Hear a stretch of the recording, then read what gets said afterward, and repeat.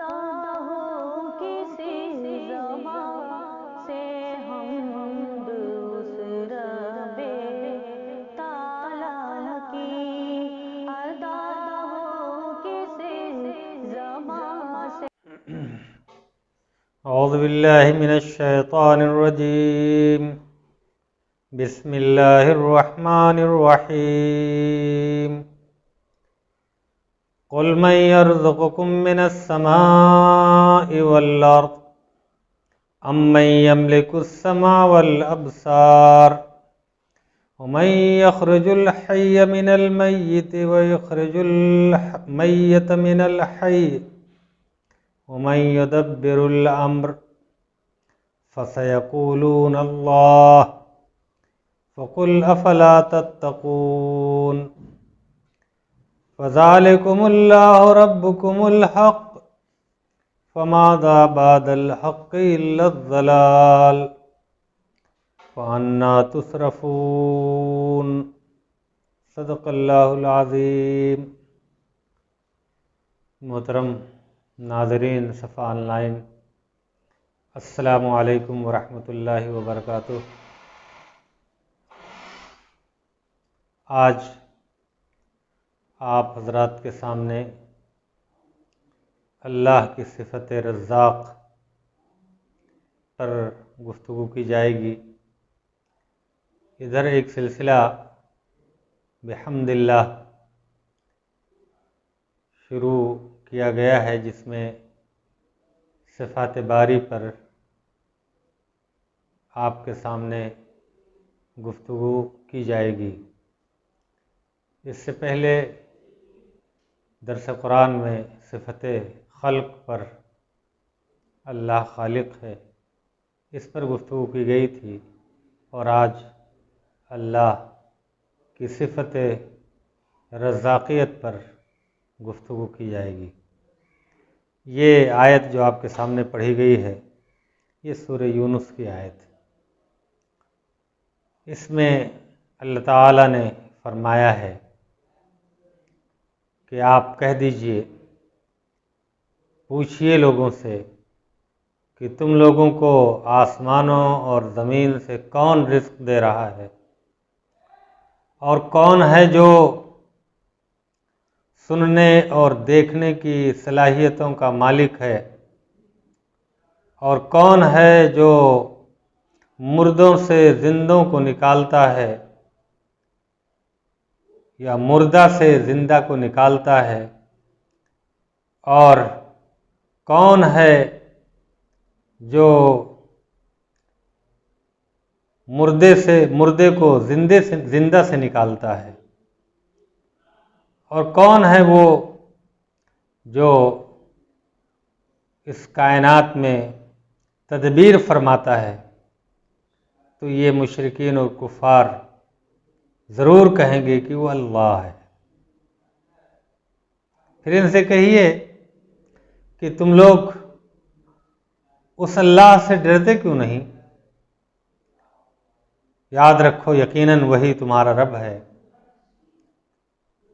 اور وہ رب حق ہے۔ فذالکم اللہ ربکم الحق، بس وہ اللہ تم لوگوں کا پروردگار برحق ہے۔ اب اس حق کے آ جانے کے بعد صرف گمراہی بچتی ہے، تم کدھر پلٹائے جا رہے ہو؟ اس آیت کریمہ میں محمد رسول اللہ صلی اللہ علیہ وسلم کے ذریعے مشرکین مکہ سے یہ سوال کیا گیا ہے کہ اس کائنات پر خاص طور سے آسمان اور زمین سے جو رزق تمہیں مل رہی ہے، یہ رزق تمہیں کون فراہم کر رہا ہے؟ بات سمجھانے اور ذہن نشین کرانے کا ایک طریقہ یہ بھی ہوتا ہے کہ مخاطب سے سوال کیا جائے، اور سوال کے ذریعے وہ اہم بات جو سمجھانی مقصود ہے اس کو رکھا جائے، اسے پیش کیا جائے۔ اللہ کی پاک کتاب میں یہ اسلوب آپ کو جگہ جگہ ملے گا کہ سوالات کے ذریعے بعض اہم مسئلوں کو اور نکات کو اٹھایا گیا ہے اور اسے سمجھایا گیا ہے۔ یہاں اللہ تعالیٰ نے سب سے پہلے آسمانوں اور زمین سے جو رزق انسان کو مل رہی ہے اس رزق کے بارے میں سوال کیا ہے کہ رزاق کون ہے، کون تمہیں یہ رزق فراہم کر رہا ہے۔ اور پھر یہ دو صلاحیتیں سننے کی اور دیکھنے کی، یہ قوتیں جو اللہ تعالیٰ نے ہر انسان کے اندر رکھی ہے، اس کا مالک کون ہے؟ سننے کی صلاحیت دینے والا اور دیکھنے کی صلاحیت دینے والا کون ہے؟ اور کون وہ ذات ہے جو مردوں سے زندوں کو نکالتا ہے اور زندوں سے پھر مردہ کرتا ہے؟ اس کا مالک کون ہے؟ موت و حیات کس کے اختیار میں ہے، کس کے بس میں ہے؟ کون ہے جو اس کائنات میں اپنے حکم کو نافذ کرتا ہے، اس میں تبدیلیاں لاتا رہتا ہے؟ کس کے احکامات اس کائنات میں چل رہے ہیں؟ یہ سوال کر کے پھر مشرکین کی طرف سے گویا کہ جواب دیا گیا ہے کہ ان حقائق کو وہ مانتے ہیں کہ یہ سب کچھ اللہ تعالیٰ کر رہا ہے۔ پھر جب حقیقت یہ ہے کہ یہ سب کچھ اللہ کا کیا دھرا ہے، وہی سب کچھ کر رہا ہے، وہی سب کا مالک ہے، تو پھر اس کا تقویٰ، اس سے محبت، اس کی طرف رجوع، اس کو ماننا، اس کے احکامات پر عمل کرنا یہ ہونا چاہیے۔ تم تقویٰ کیوں نہیں اختیار کرتے؟ یہ نہایت ہی پیارا اور اہم اسلوب ہے۔ حضرات سامعین، قرآن کریم میں اللہ تعالیٰ کی صفت رزاقیت پر اگر آپ غور کریں گے، آیات پر جو وارد ہوئی ہیں، جو موجود ہیں، اس میں آپ دیکھیں گے کہ انسان اپنے دل و دماغ کو، اپنی صلاحیتوں کو اور اپنی کوششوں کو سمجھتا ہے کہ اس کے ذریعے ہمیں روزی مل رہی ہے، ہمارے رزق میں کشادگی پیدا ہو رہی ہے۔ ایسا نہیں ہے۔ قرآن کریم میں فرمایا گیا، بسم اللہ الرحمن الرحیم، لہو مقالید السماوات والارض یبسط الرزق لمن یشاء ویقدر انہ بکل شیء علیم۔ سورہ شورى کی یہ آیت نمبر 22۔ اس میں اللہ تعالیٰ نے فرمایا ہے کہ آسمانوں اور زمین کی کنجیاں اسی کے قبضے میں ہیں۔ آسمانوں اور زمین کا مالک وہی ہے۔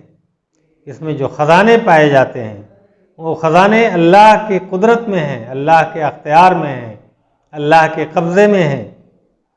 وہ جس کو چاہتا ہے، جس کی چاہتا ہے رزق کشادہ کر دیتا ہے اور جس کو چاہتا ہے نپا تلا دیتا ہے۔ وہ ہر چیز کا علم رکھتا ہے، کسے کتنی رزق ملنی چاہیے، یہ گویا کہ اللہ تعالیٰ اپنے علم کی بنیاد پر لوگوں کو فراہم کرتا ہے۔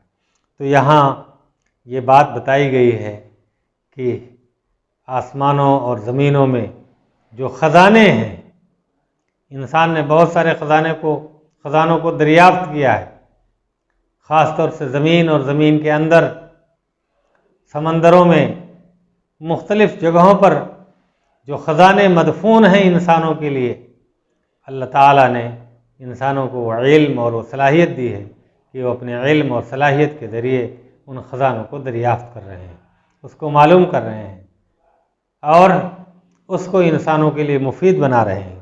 تو اللہ تعالیٰ نے فرمایا کہ جو کچھ خزانے انسانوں کے لیے آسمانوں اور زمین میں ہم نے رکھے ہیں، اس کے مالک ہم ہیں، اس کی کنجیاں ہمارے ہاتھ میں ہیں، اور ہم جس کو چاہتے ہیں رزق پھیلا کر کے دیتے ہیں، بڑھا کر کے دیتے ہیں، کشادہ کر کے دیتے ہیں، اور جس کے وہ چاہتے ہیں نپا تلا دیتے ہیں۔ اور یہ جو کچھ ہوتا ہے یہ اللہ کے علم کی بنیاد پر ہوتا ہے کہ کس کو کتنا دینا مناسب ہے، کتنا دینا اس کے لیے مفید ہے۔ بسا اوقات انسان یہ سمجھتا ہے کہ ہمیں جو رزق بہت زیادہ مل رہی ہے وہ ہماری کوششوں اور محنتوں کا نتیجہ ہے۔ ایسی بات نہیں ہوتی ہے، بلکہ اللہ کا فیصلہ ہوتا ہے اور فیصلے کے مطابق اسے رزق فراہم کی جاتی ہے۔ ایک جگہ اللہ تعالیٰ نے اور فرمایا ہے، یہ سورہ بقرہ آیت نمبر 225 ہے، اللہ تعالیٰ نے فرمایا واللہ یبسط الرزق ویقدر،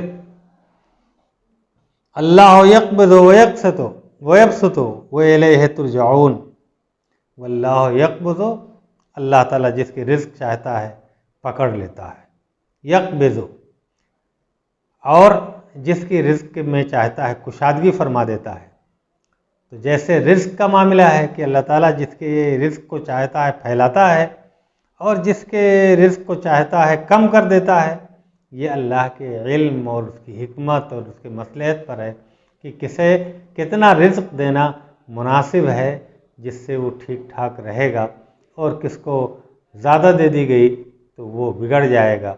गोया कि रिज़्क़ में कुशादगी और रिज़्क़ में तंगी, ये दोनों चीज़ें इंसान के लिए आजमाइश और इंसान के इम्तिहान के तौर पर अल्लाह ताला देता है।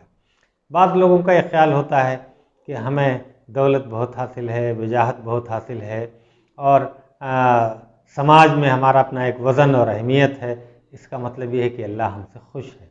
रिज़्क़ में कुशादगी या रिज़्क़ में तंगी ये अल्लाह की खुशी और नाराज़गी की अलामत नहीं है, बल्कि ये गोया कि बहुत सारी सलाहियतें इंसान को अल्लाह ताला ने दे रखी हैं। ये तमाम सलाहियतें, रिज़्क़ ही नहीं और बहुत सारी सलाहियतें, ये दरअसल इम्तिहान के लिए हैं कि इन नेमतों को पा करके इंसान अल्लाह का शुक्रगुजार बंदा बनता है या ना शुक्रा बनता है। इसी बात को अल्लाह ताला ने यहाँ फरमाया है कि वल्लाहु यक़बिज़ु व यबसुतु व इलैहि तुरजऊन, व इलैहि तुरजऊन, तुम उसी की तरफ पलटाए जाओगे, चाहे रिज़्क़ में तंगी हो या कुशादगी हो, ये अल्लाह की तरफ से है। तंगी है तो फिर तुम अल्लाह की तरफ रुजू करते हो, ये तुम्हारा तसव्वुर होता है कि अल्लाह ही ने तंगी पैदा की है, वही इस तंगी से निकाल सकता है।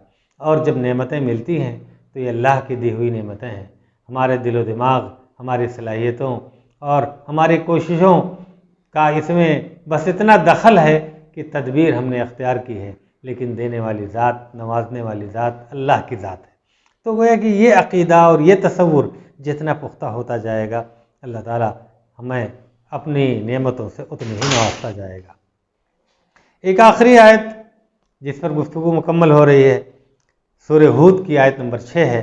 अल्लाह ताला उसमें फरमाता है, वमा मिन दाब्बतिन फिल अर्दि इल्ला अलल्लाहि रिज़्क़ुहा यालम मुस्तक़र्रहा व मुस्तौदाहा कुल्लुन फ़ी किताबिन मुबीन।